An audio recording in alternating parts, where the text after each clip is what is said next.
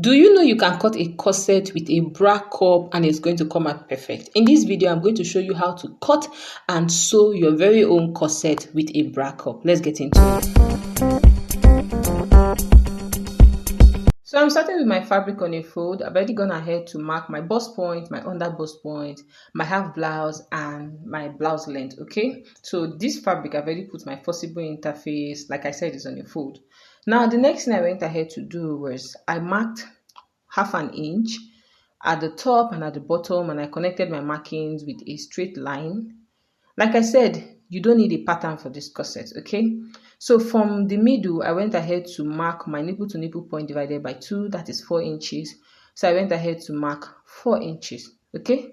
So I marked 4 inches and I connected it with a straight line before I bite my tongue. Then I grabbed my bra cup, folded it into 2, and I marked the midpoint. I need to know the midpoint so it will help me place this bra cup perfectly on my underbust point. Okay, so I took the bra cup and I placed it on my underbust point, and I used my chalk to mark where it stopped at the left hand side and at the right hand side as well, because that is going to be our starting line. Then the next thing I went ahead to do was I used my chalk to trace the outline of this cup. Now it was giving me issues, so I just switched to biro lightly. Then I went back with my chalk. Now I would advise you use this heat erasable pen. That's best for you. Okay. So the next thing I went ahead to do was I took the distance from those 2 points so that it will be straight. So I have like equal measurement, and I just connected my markings. It looked a little slanted. That's on the left hand side. I did this for both the middle and for that side. You can see where I corrected my lines. Okay, so this is what we have here. Now the next thing I went ahead to do was to mark 1 cm sewing allowance inwards. Okay, I need to mark 1 cm sewing allowance inwards. So after doing this, I just connected it with my pencil. Okay, so after connecting my pencil from the middle, I went ahead to mark my bust point divided by 4. I also went ahead to mark my under bust measurement, of course, divided by 4. I marked my waist measurement divided by 4. And at the hem, I marked my hips measurement, okay? So after doing this, the next thing I went ahead to do was to connect my markings with both straight and slanted line, okay? So I used my ruler and I connected my markings together. Now, I know there are some of you that don't use ruler. You guys, I use ruler, okay, because I don't have a steady hand. Now, after connecting my marking, at that point, I went up by 1 inch.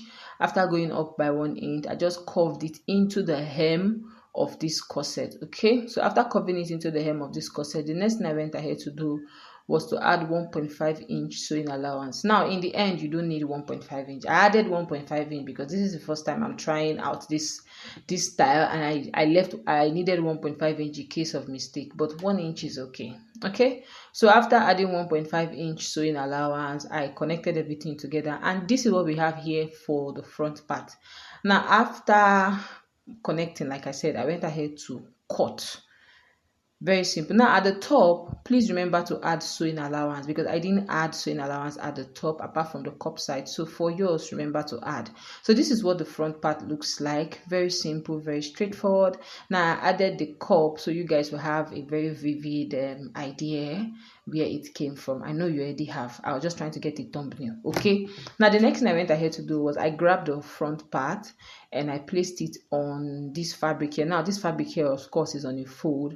I didn't want to go through the hassle of marking my under bust point, my waist point, the length of this corset again. So I just used the front part and I traced it on the back part. Okay. Now as I was marking, as you know, I transferred the points to this fabric. So I also used my tape to make sure that it was equal on both sides. That's the left hand side and the right hand side. Okay. So after using my tape to determine that the measurements were correct, I went ahead to target bust point, nipple point, under bust point, and of course my blouse length. Okay, that BL. Okay, so after tagging it, this is what we have here.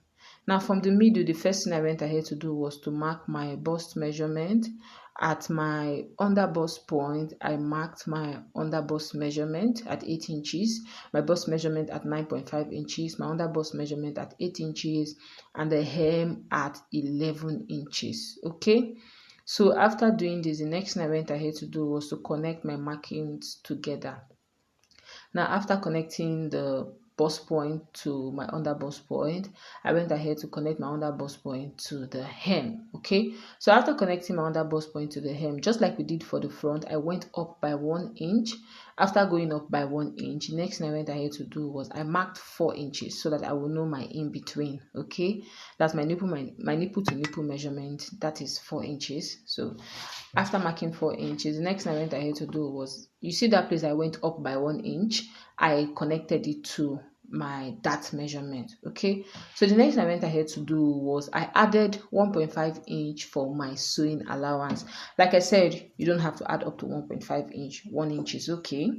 So I added 1.5 inch for my sewing allowance. Now, after adding 1.5 inch for my seam allowance, the next thing I went ahead to do was at the bottom, I marked 1.5 inch. Okay, and at the top, I marked 2.5 inches. Now, after marking 1.5 inch, I verified it again because you guys, I don't want to cry premium tears. Then the next thing I went ahead to do was I connected the top to the bottom. Okay, now I'm creating the opening for the lacing. Okay, yeah, so after doing all this, the next thing I went ahead to do was to cut it out. If my voice is going up and down, you guys, I don't know, I'm still recovering. My body is not just the way it is. I don't know. Anyways, this is what we have here, guys. So after cutting, this is what the back part looks like. This is what the front and the back part looks like. Now it is time to sew. Mind you, I went ahead to cut lining pieces for this, both the front part and the back part. So this is the front part with the lining, the back part with the lining piece. Now I went ahead to cut this strip. This strip is about 2.5 inches in width. So the first thing I went ahead to do was I placed this strip right side facing the wrong side, and I top stitch. Now after top stitching, the next thing I went ahead to do was I folded about 1 cm. It's not even about, I folded 1 cm of the hem of this strip. Okay, I folded it in because I want a neat enclosure of this strip. Okay, I'm trying to form a foundation that will hold the lacing of this corset. Okay, so after marking 1 cm that I'm going to fold in, I went ahead to take it over to my sewing machine and I top stitched. Now after top stitching, I did another line of top stitch, you know, to give it a little razzle dazzle, whatever. Okay, you guys, so now after top stitching, I used my scissors and I cut the excess fabric at the top and at the bottom. Now this is what we have here. You want to make sure you are ironing as you go.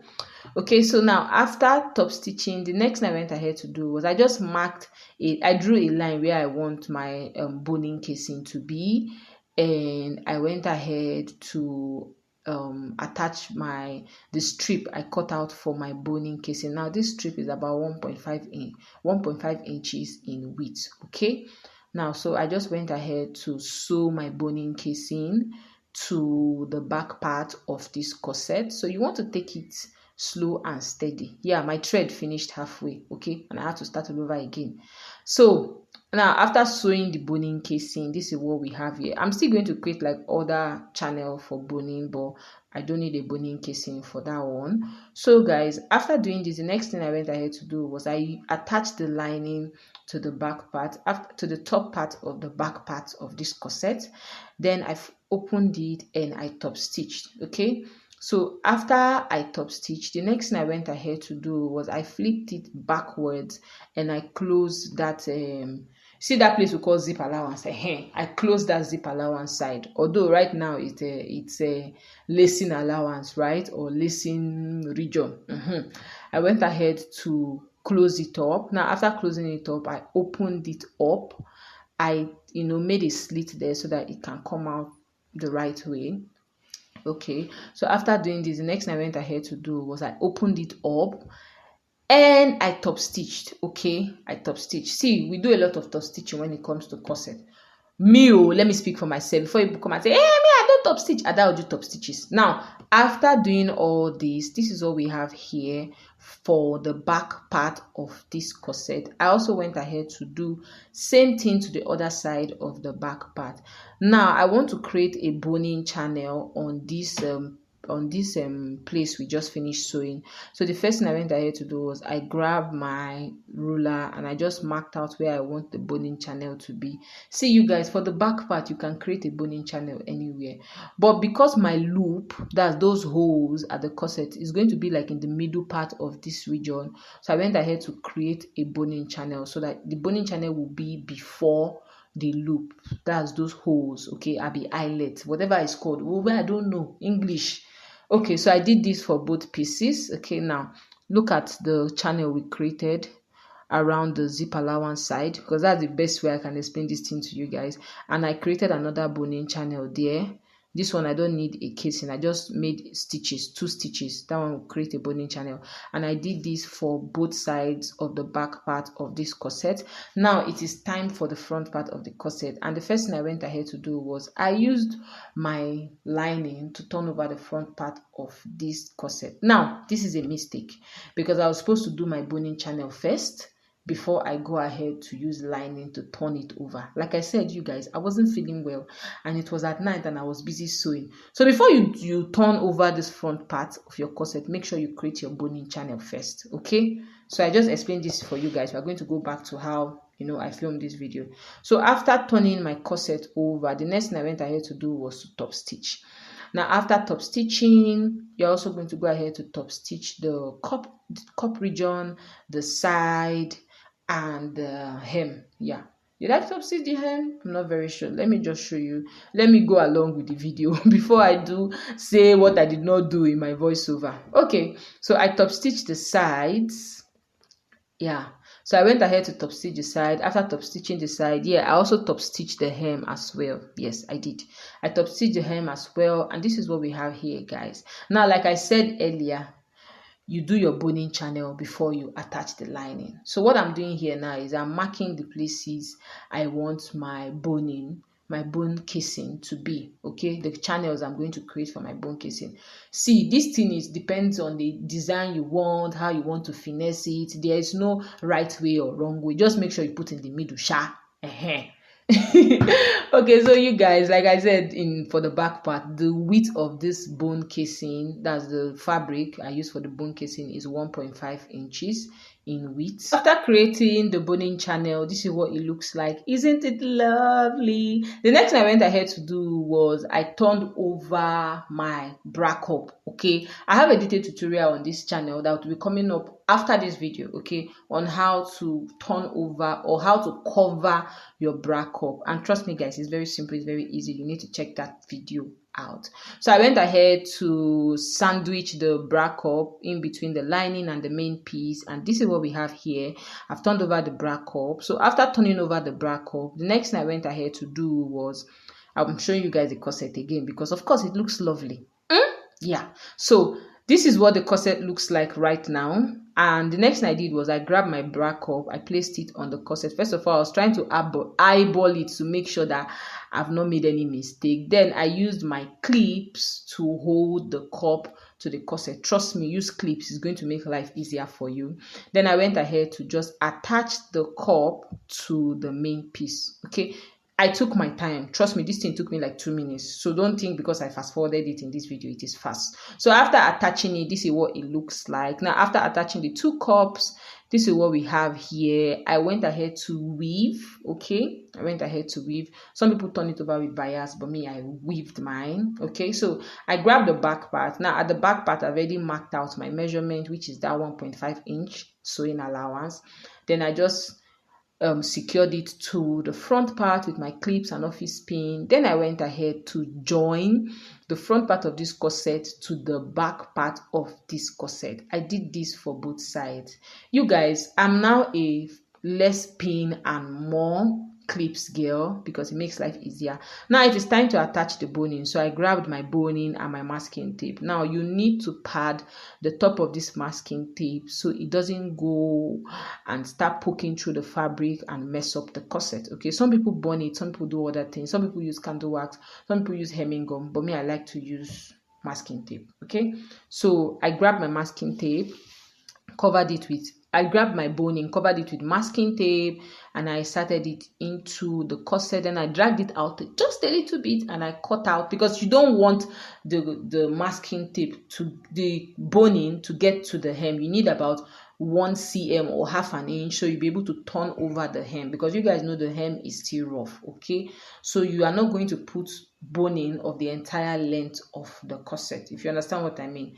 Just make the length of the boning about half an inch or 1 cm shorter than the entire length of the boning channel, if you understand. If you don't understand what I'm saying, just look at what I'm doing. Okay, so I did this for both the front part and the back part. Now after doing this, I grabbed this fabric strip. Now you want to make sure yours is up to 2 inches. Mine here was about 1 inch, and it showed me shaggy. Okay, because I went ahead to loosen and do it all over again. So you see the way I folded it at the top there.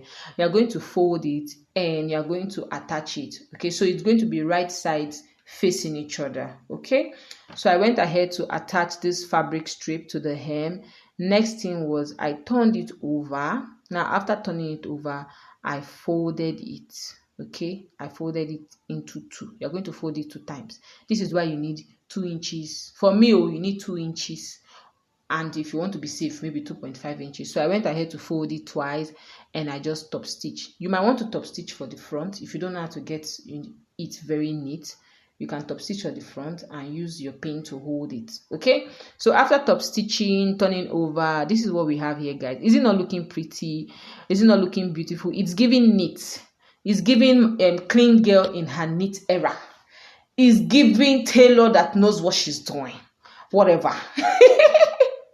You guys, I'm having a lot of fun. Okay, so this is what it looked like. I also went ahead to attach the loops, to poke holes in the corset, and I attached the eyelet. I be the loops, I be the holes. I don't know what this is called. I keep forgetting every time I want to do voiceover.